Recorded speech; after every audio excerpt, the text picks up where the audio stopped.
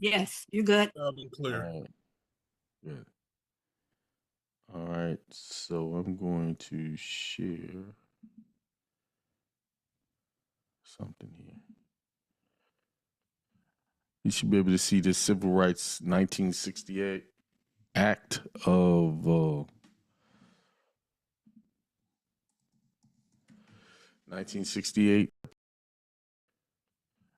You should be able to see the Civil Rights 1968 Act of 1968. A breakdown of that. Can everybody see that pretty good? Yep. All right, good. All right, so the addition to what I taught a couple of months ago is this. I did it. I went through all of the Civil Rights Act. You in? Oh, he said he's in. Hang on. All right, cool. Let me just make sure. No, we still missing a few people. One person now.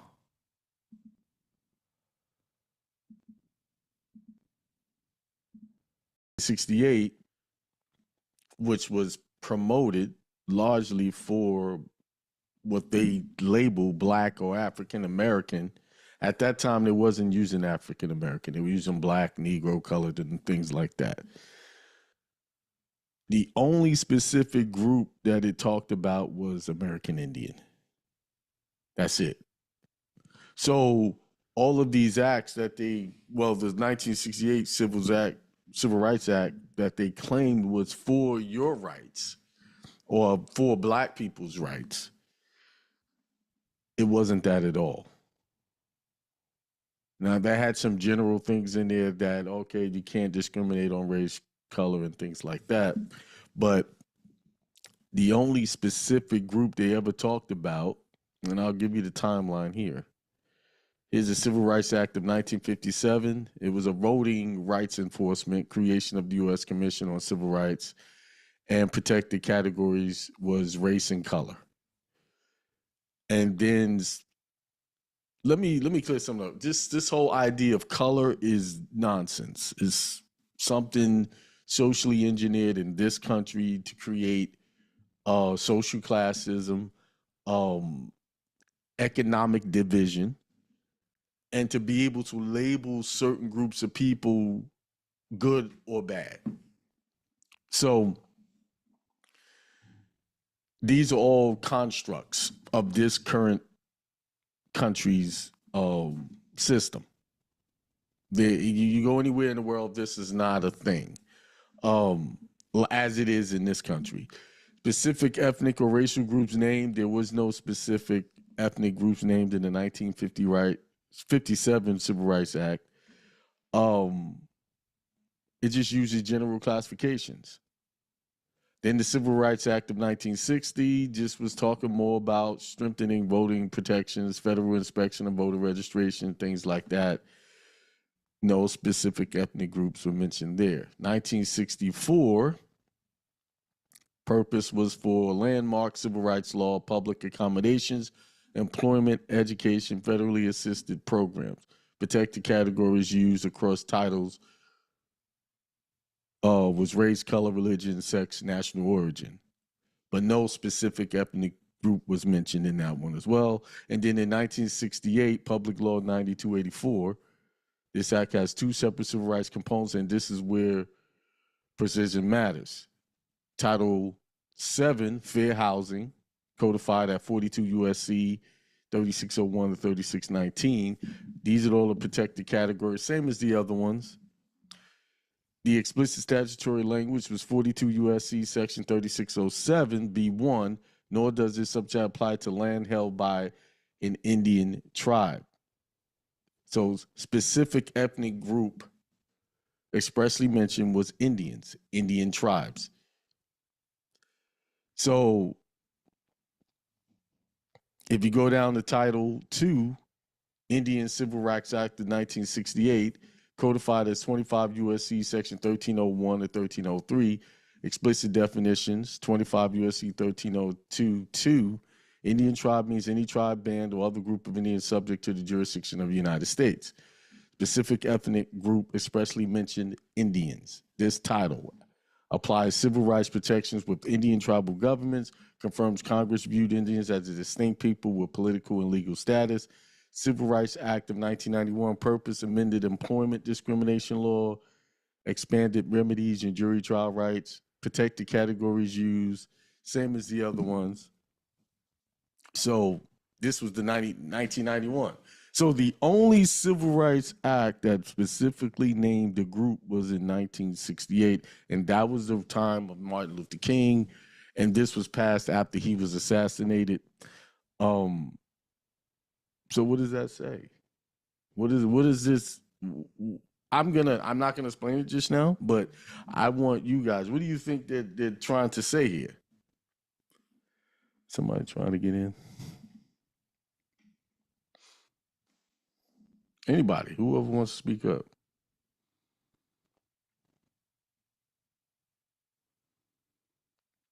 Don't be afraid to give a wrong answer or think your answer is wrong.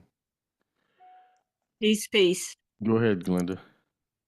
I think what was happening at that time, they were acknowledging the fact that we were the indigenous people of this land, and we did not have the knowledge to understand that we were, because we thought the Indians were a red race of people, not us.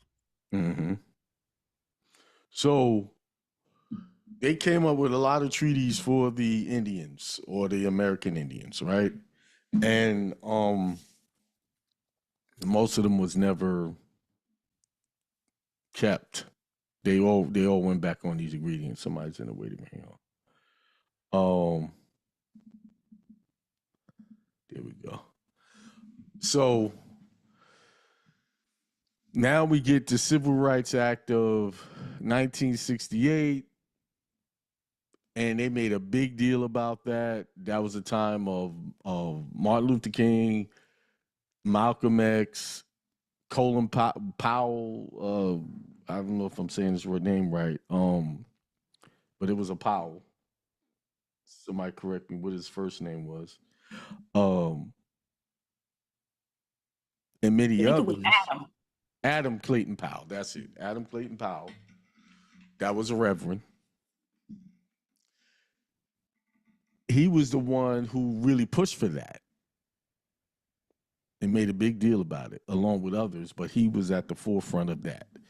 But for some reason, when the bill gets passed, it doesn't even mention specifically people that they claim it was protecting. So without it mentioning them specifically, and you just generally say race, color, religion, sex, national origin, that's everybody's included in that. But the law was promoted for the rights of so-called black people. But then when the law is codified and enacted, all they're talking about is American Indian rights and the things you can and can't do, and even when it comes to crimes, it's in there. Let me pull it up.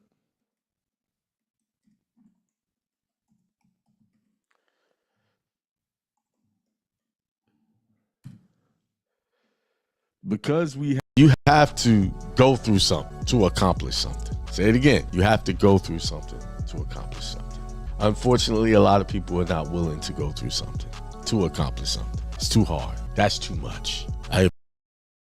When you have problems, and they could be extreme, that is a great opportunity for you to really practice transcending that situation and work out not allowing it to bring you down consciously. That's the mission. That's the mission, to be able to navigate all of the challenges of this world that it may bring you and still be able to walk over it like Christ walked on water. Still be able to allow yourself to be sacrificed for the good of mankind. I'm not saying go allow people to nail you to a stake or anything like that.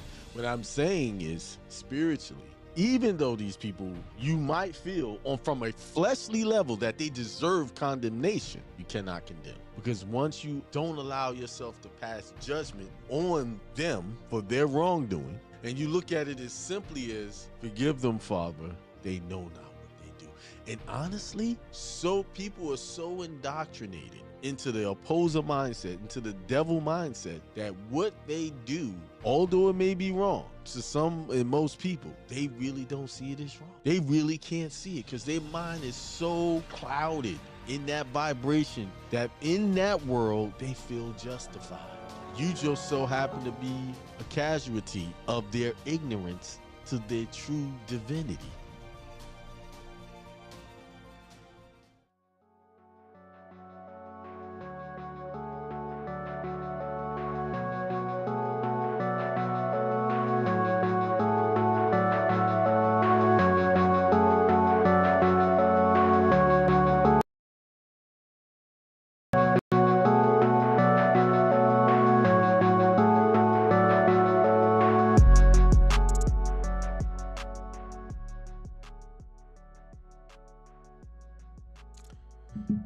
Peace. What's up?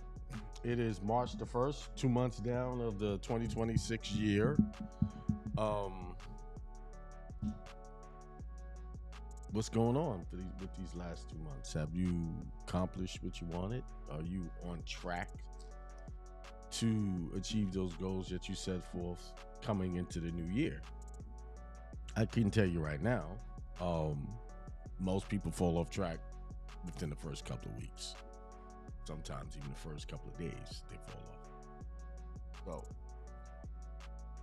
that's just human nature. That's just how it goes. Because once you are indoctrinated and programmed to do something on a daily basis, it takes determination, consistency, willpower, everything in you to not fall off the wagon and continue with your old ways. Everyone is challenged by that. It's not unique to you or me or anyone.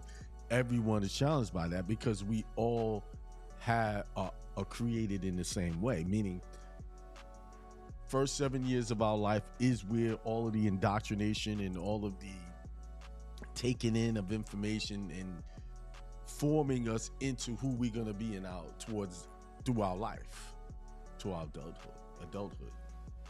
So think about it.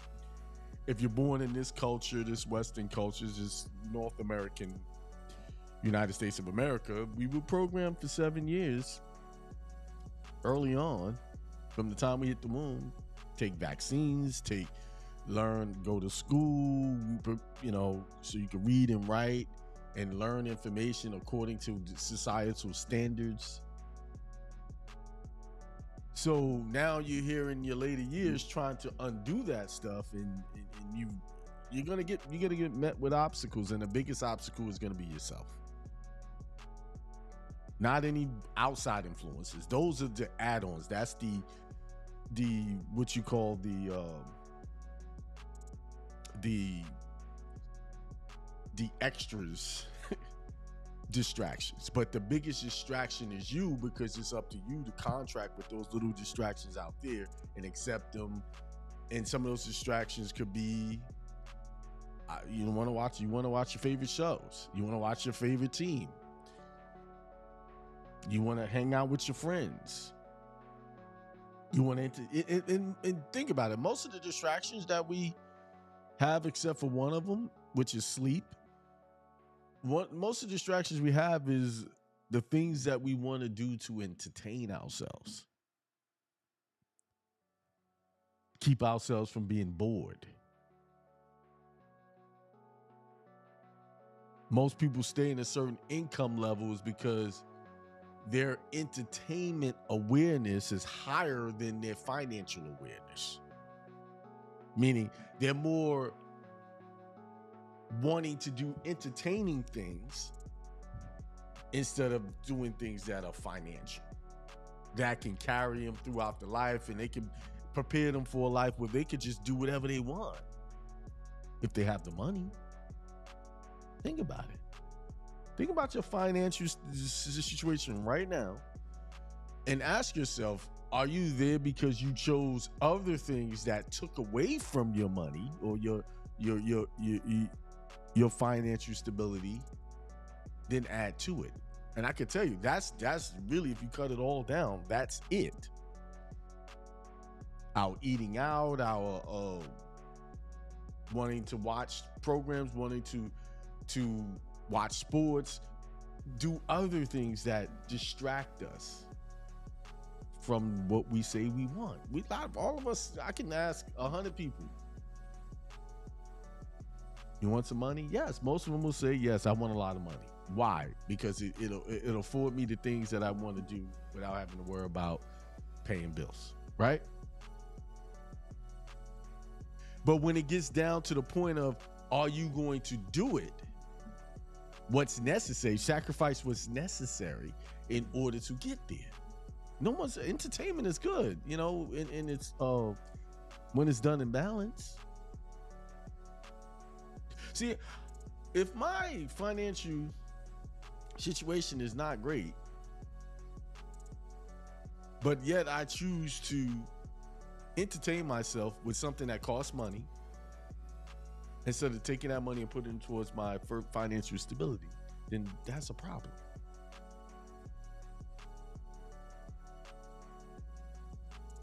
That's a big problem. So back to what gets us off our goal, because we have this tendency to love to entertain ourselves, whatever we desire, so we don't get bored and put off what's important, that we say the things that we want to do. Because there's so many things out there that you could do right now without manual labor. This age right now, this age of artificial intelligence, all of that is a prime time for us to really make money without using our manual labor, our bodies, and just the mind.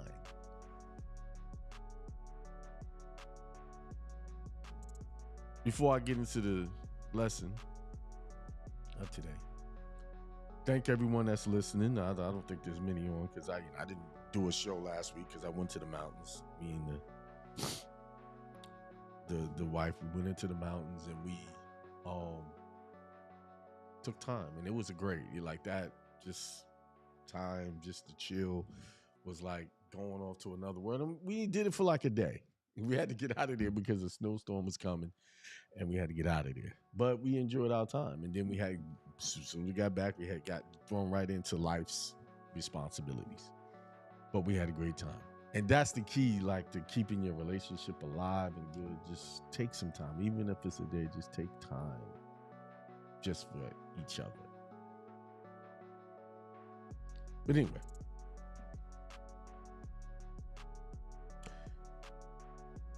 so I started off talking about goals and why we don't accomplish them, and also what it has to do with.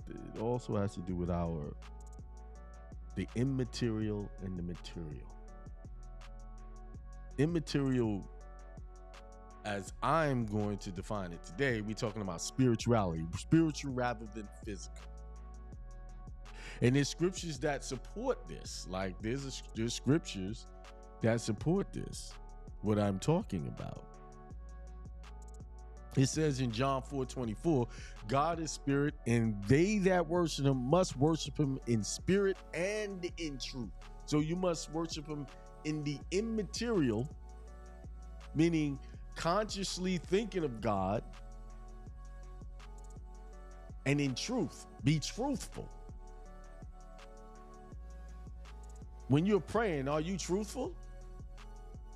Oh yeah, you'll tell the truth about somebody else and what they did and what they didn't do. I noticed one thing when I was in church that I became aware of when it came to church and confessionals and coming up to the altar. Most people who came up to that altar always came with a confession about someone else hurting them and what someone did to them. And I learned real fast to be careful with people like that. Because if someone is always coming to the altar and they're the victim, and they're always the one who's being treated wrong, that tells me they only see things one way. And that probably has a lot to do with the doctrine of how churches teach. You know, they talk about the devil is always happy. devil's coming. Watch out for the devil. They talk about the devil so much in church, they don't, they very rarely talk about God. How the devil could get you, how to dissonate the devil. It's never is that person was the devil or being the devil. Because if I'm talking about, like today, I'm talking about the immaterial versus the material.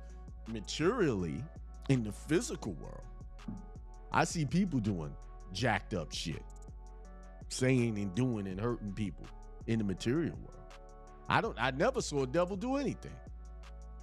If we want to be real about it. See, we keep talking about these imaginary things.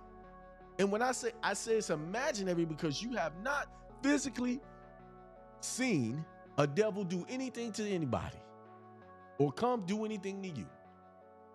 What you have seen is you make decisions and bad things happen.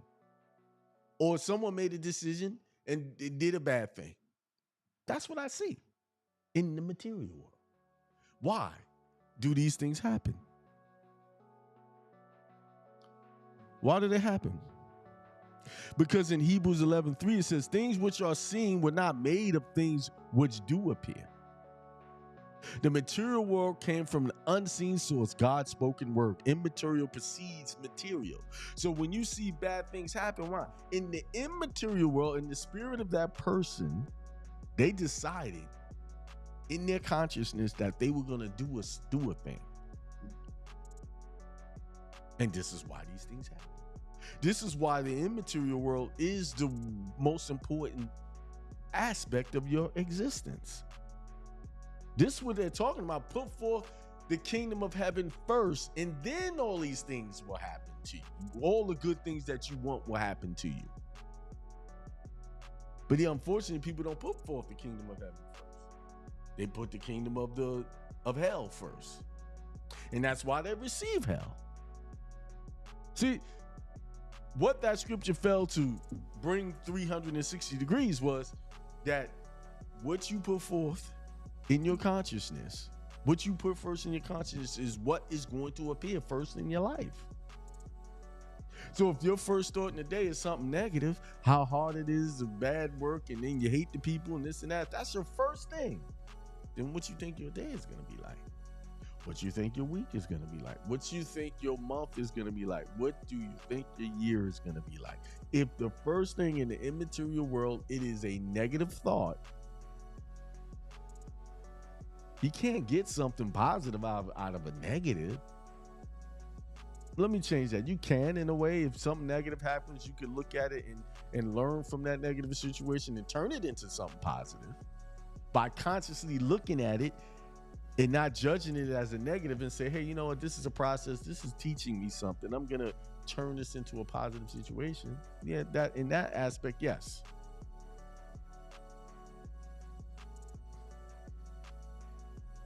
Everything you see, everything in front of you right now is a result of an immaterial thing, a thought. That once it was generated,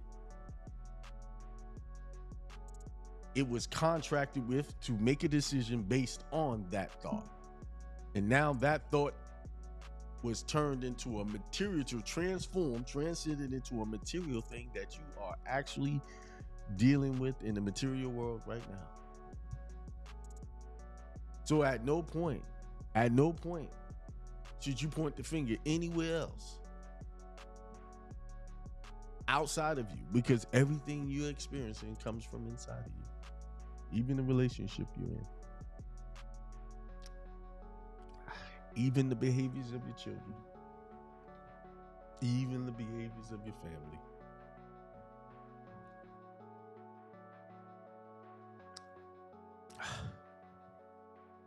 There was a time when I used to get disappointed with family and how much they support me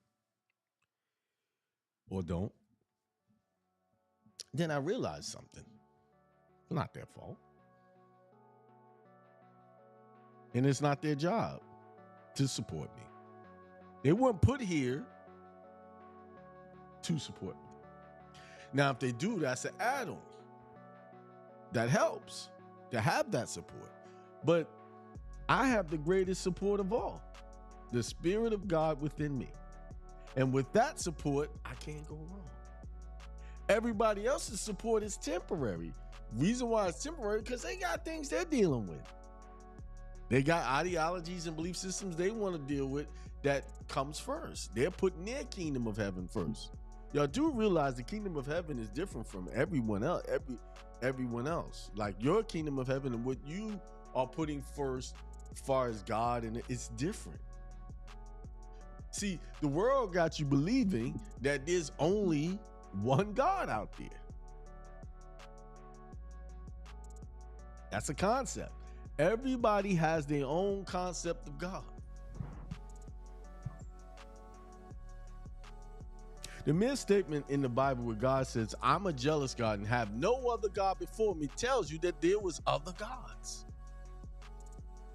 But the people that he contracted with, which was the Israelites, said, I'm your God, and you follow my covenant, my decrees, my laws, and I will take care of you. The Israelites had a very specific God for them. Other people was thriving and had gods that caused them to thrive. Why? Because at certain times they were able to take over the Israelites. Because their form of worship, whatever worked for them.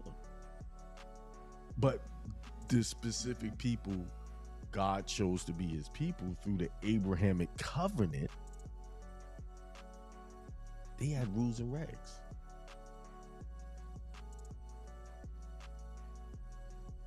So, back to the immaterial and material. Immaterial. God created in his thoughts, codes and statutes that were supposed to be enforced in the material. Right? Because the Israelites stopped worshiping in the immaterial world, stopped putting God first, and they put other things first, whether it be wealth, riches, or sex, whatever it was, they lost out. Now bring that back today. That's the same situation that's happened all over the world. When we don't put or honor the covenants in the codes of our ancestors in our dynamic of people, and I'm speaking specifically to blacks, African Americans, how they describe us today, which really you're the American Indian. When you get back to that immaterial thing and consciously accept who you are in your mind, you will go back to benefiting from that Abrahamic covenant.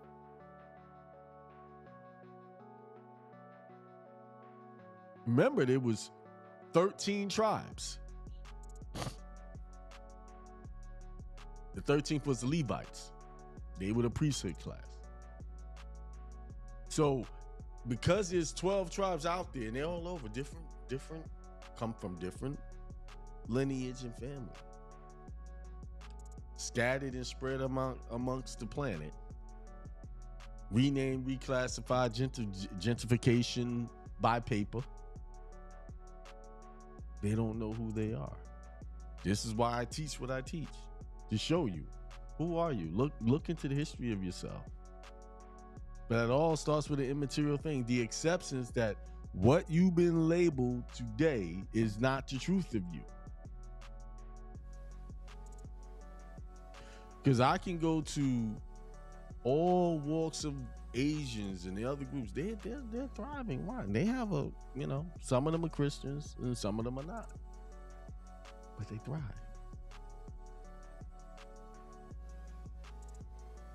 Because immaterially, they have accepted who they are. And they say, okay, this is who I am, and this is how we're going to live, and this is how our community is going to live. And all that spreads out. They did a number on us. Consciously, they did. That's why we find entertainment more appealing.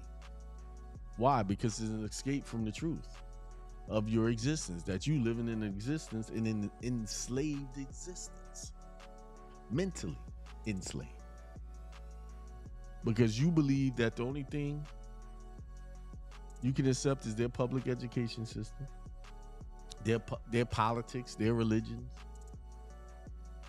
And what has it done for you? Their leaders that they allow to lead you. What has it done for you? Because in the immaterial world, you have accepted that consciously, those contracts, that this may help you.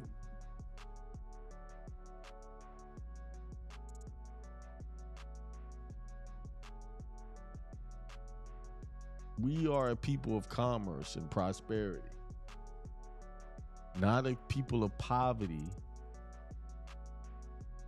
not a people of living oppressed.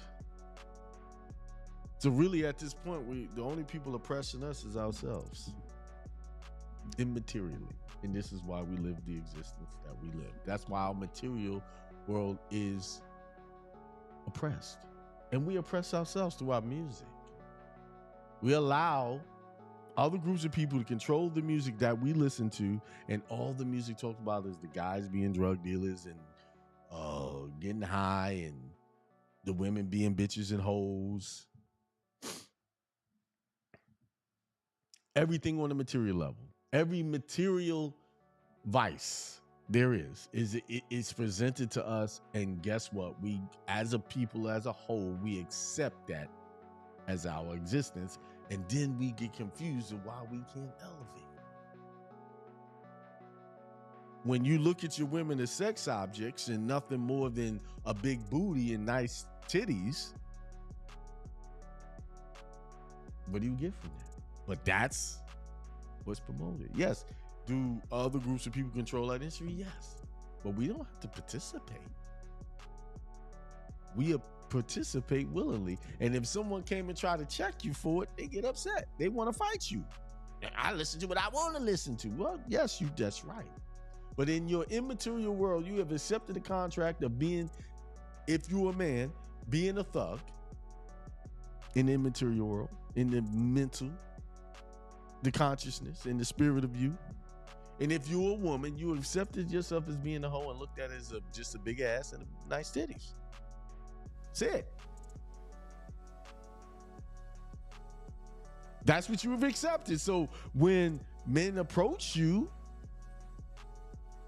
in that manner, you can't get upset. Because that's what you accepted in your consciousness when you were contracted with the very song that talks about that. Same thing for you fellas. I ain't leaving y'all out. You've accepted yourself being only seen as a thug and someone who can prosper selling drugs and taking drugs and treating your women like bitches and hoes. I wasn't planning on talking about this, but I guess Christian brothers in spirit, the immature world, had a different plan. So how do we correct this? I just told the problem. How do we correct this? Change our thinking. Change what we listen to. Move to something more positive. Simple. Become a new person. Remember, I always say this, and I'll say it again. Everything you receive right now is as a direct result of how your consciousness was prior to that moment.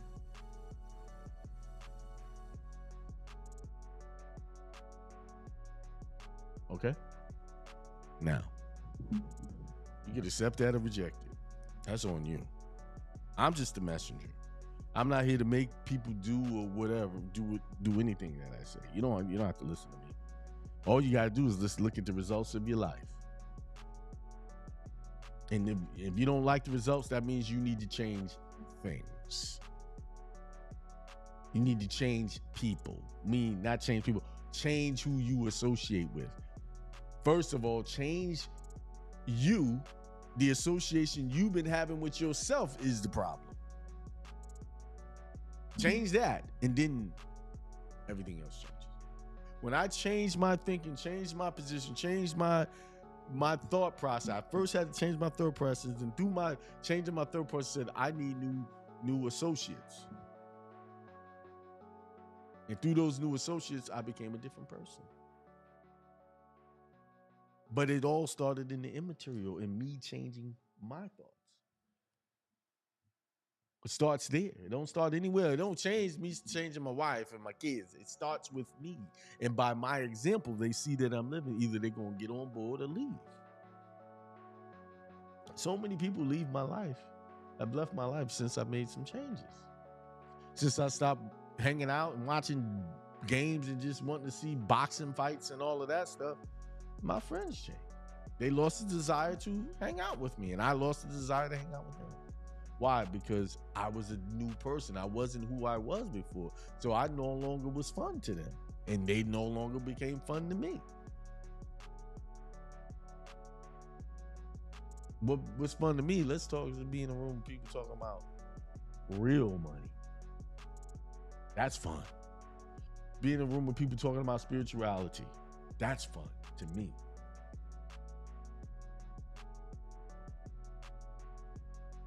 See, the scripture, the road to destruction is broad and spacious. Everybody's doing that. And it's easy to find. The road to life is cramped and narrow, and not many find it, and it's very hard to stay on it. So what that means is the road to your success is going to be cramped and narrow.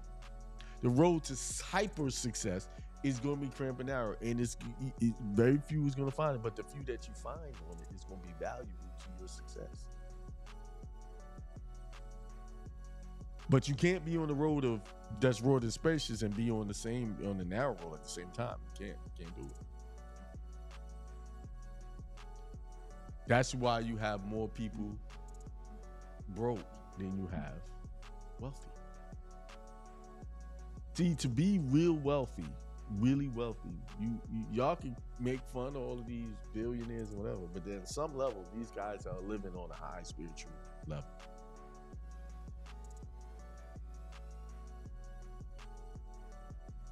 But see, that's why the poor always condemn the rich or try to find fault with the rich, because they, instead of trying to figure out what it is to get them to that level, they'd rather tear down.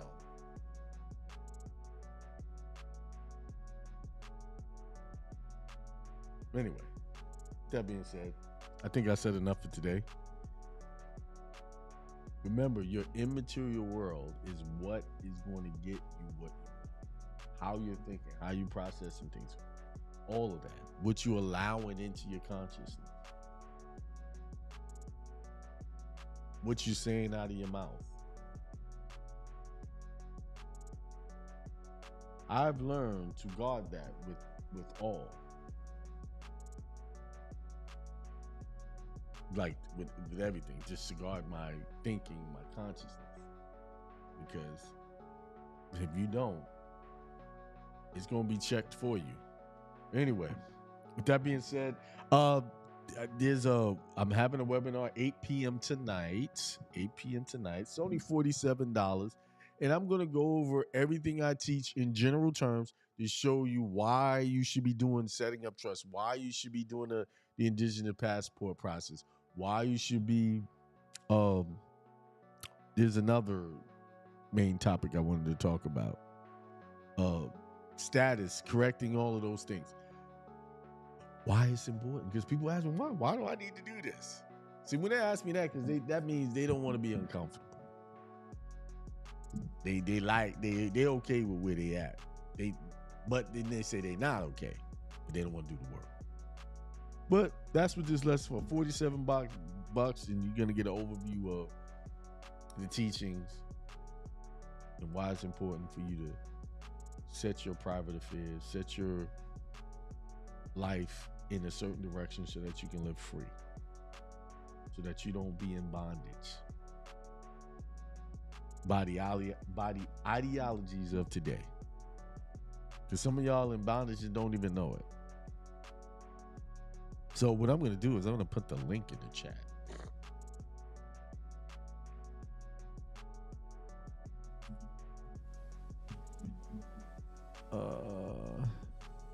$47. It ain't gonna listen. This is I don't do y'all know I don't do webinars and shit. Y'all know this. Because my information is valuable. But I'm doing one because I get a lot of people asking questions, new people. There's the link in the chat. I'm going to send another email out. If you're not on my email list, go to akemail.com, akemail.net. Get on the email list so that you can get these broadcasts. As you know, Tuesday, I still do the Truth Tuesday show. I didn't do one this Tuesday. You know, this year is starting off interesting. I'm getting a lot of things done. And then there's Wednesday Q&A. Wednesday Q&A, meaning you get on and ask any question you want. You don't have to be part of my premium membership group. But if you do want to join the premium ministry, premium group, it's on school.com. And I'm going to put the link to that in the chat so that y'all could have that. And that's where you pay the $39 a month, $39.99 a month, and you get name change, passport process. That it's the older one. It's not the indigenous process. And things like that. And you get and also on top of that, I am preparing a seminar. I just been led today that the first seminar probably will be in Texas, most likely. I planned on North Carolina and stuff, but it just wasn't going in that direction. You know me, I followed the spirit. So to this morning, Texas, I'm gonna make some phone calls and start arranging that. All right. So now I know that will help a lot of you people because I know I have a lot of listeners out in that area in Texas. And I haven't done a seminar in Texas probably almost close to 8 years, now that I think about it. So it's time for me to hit. I'm going to hit up Texas for sure. So hopefully that will be in April sometime, March, April, end of March, April, because we're already in March. Well, I will be doing that seminar in Texas. So that just hit me tonight or this morning when I woke up. Hey, you should do a seminar in Texas. The immaterial world always creates the material. And I'm going to follow that. So I'm going to make some phone calls and make it happen. So be ready to be amazed by the teachings. All right. But anyway, with that being said, peace, prosperity, extreme wealth to everyone. I mean it. Extreme. But you have to see it for yourself. You have to know you can do that. All right. Peace.